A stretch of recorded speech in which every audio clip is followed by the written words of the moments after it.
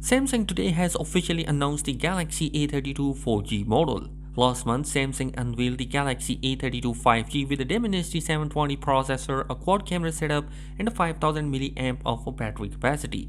Earlier today, the company introduced the 4G variant of the Galaxy A32. One would assume that 4G variant of the A32 would either have similar or slightly weaker spec sheet than the 5G variant, but that is not the case today.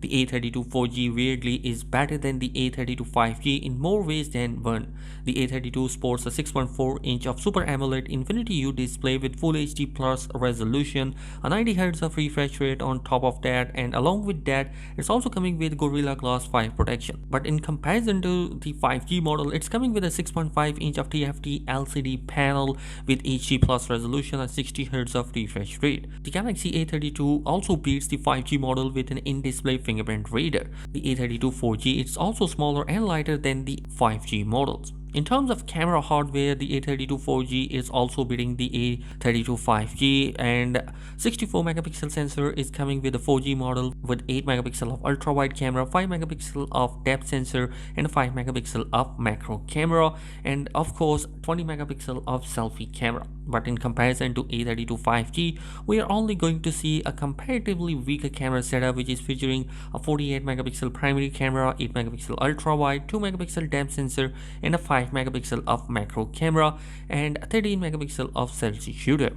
The only aspect where the A32 5G is better than the A32 is the processing.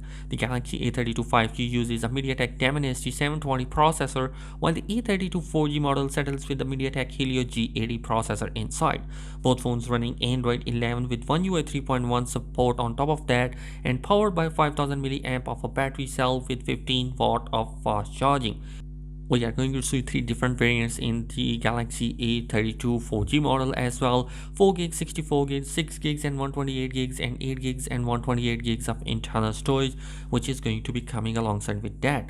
The pricing of the device is going to be pretty much similar with the Galaxy A52 price as the 5G model. On the other hand, maybe this LTE only A32 model is designed for different markets. Anyhow guys, what do you think about the 4G variant of the A32? Let me know your thoughts in the comment section below, and if you're new here on the channel, do consider subscribing for daily tech video. Thanks for watching this video. Peace.